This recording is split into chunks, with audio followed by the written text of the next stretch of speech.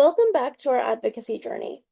My name is Peyton Barcel as a reminder, and last week we explored what advocacy means, and today we're going to be taking an exciting new step, discovering how to identify and research the issues that matter most to our communities.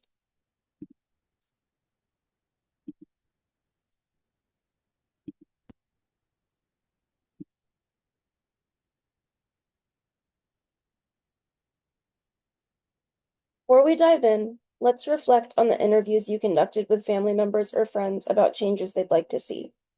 Their perspectives will help inform on our research journey today. If you don't have somebody to share right next to you, make sure you just think about exactly how that interview made you feel, because it's really important to remember that personal stories often connect to broader community needs. And so this is where our research begins, with real people and real experiences. It's really important to keep that at the forefront of our mind when we're doing any sort of advocacy project. We are really trying to make an impact on real people's lives. The stakes are very high because of that, but it also means the work can be extremely rewarding.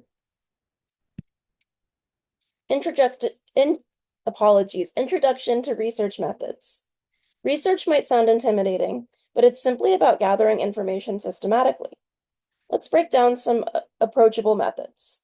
The three we're going to talk about right now are observation, documentation, and interviews. What do you notice in your community? What patterns emerge? What questions arise? These are all things that you can do to observe the world around you. Documentation might look like taking notes when you're interviewing somebody, or taking photography with express permission. That's very important.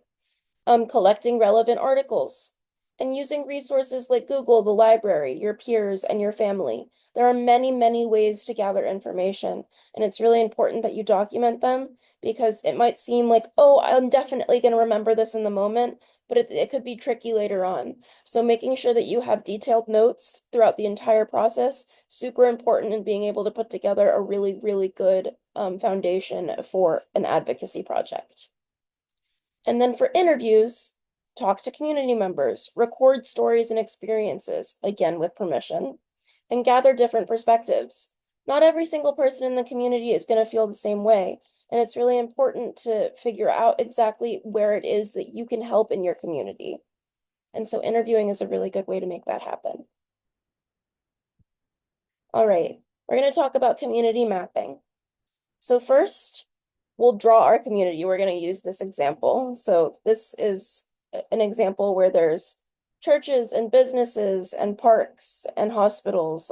So it's take out a sheet of paper and you're going to make your own community assets map. And this might look a little bit different depending on what your community looks like.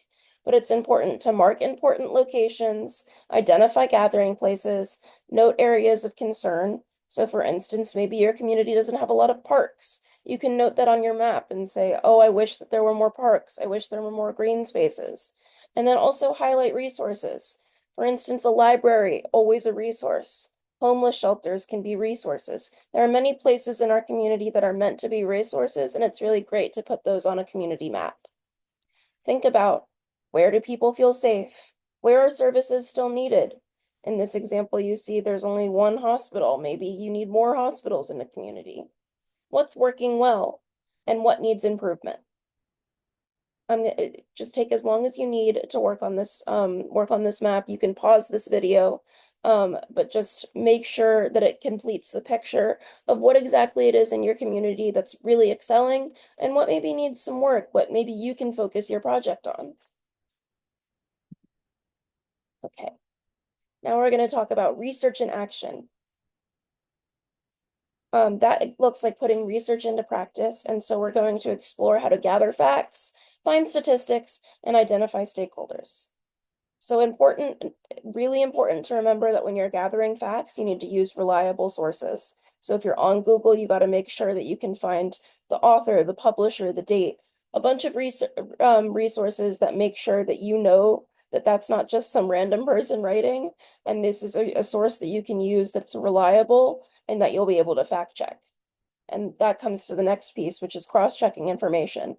If you read an article and you're like, that doesn't seem to make sense, make sure to look it up somewhere else, and maybe you'll find out that you're right, that article wasn't right.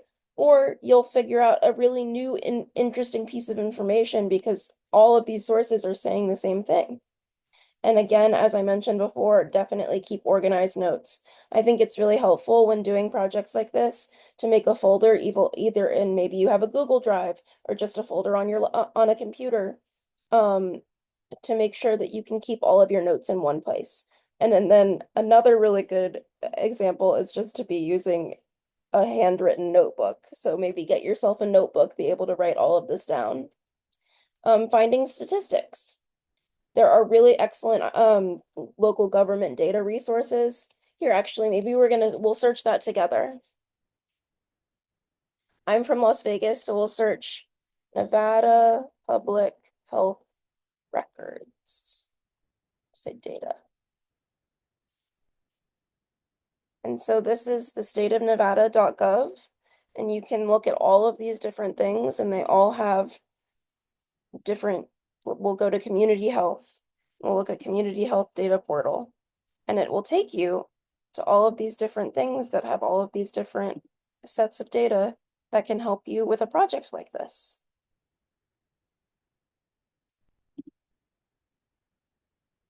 All of this is the most current up-to-date data for heat-related illnesses in Nevada. It's just a random example, but the point is that took one Google search. It's extremely easy to be able to just come up with this information, as long as you have access to the internet.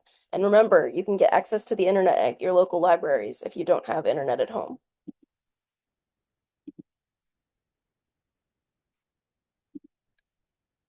Okay.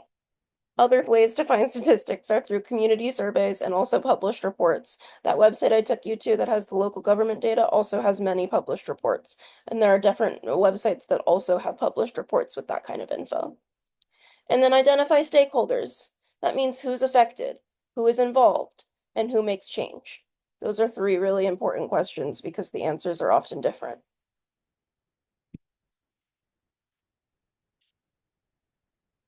Let's transform our research into clear, useful information. This is an example of a fact sheet for more of a business, but I wanted to show you that a good fact sheet often uses key statistics, personal stories, clear sources, and action steps. And so it's important to remember to use simple language, include visuals, highlight main points, and consider your audience. It's really good to have a fact sheet when you're making a research project, because when you're going around telling people about your research project, you can point to this one-page fact sheet, which is really great because sometimes people don't have the time or the energy to get really involved in a project.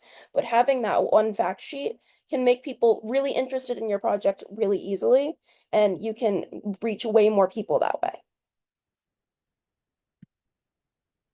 Okay, just a trauma-informed research reminder.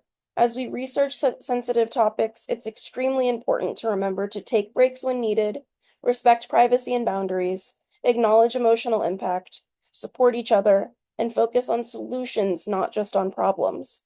That's really important because if you're not taking care of yourself, you're not going to be a good advocate. And also, it's important to just take care of yourself regardless of whether you're getting into advocacy. A lot of adults forget to take care of themselves. And so it's really good to get into that when you're a younger person. It will carry through to the rest of your life. As we wrap up today, remember that good research starts with curiosity, respects all voices, builds understanding, and learns from informed action. For your homework this week, I'm going to ask you to begin conducting community surveys. We'll provide templates and guidelines to help you gather information safely and respectfully. And this community survey will help you to assess what your next steps for research are.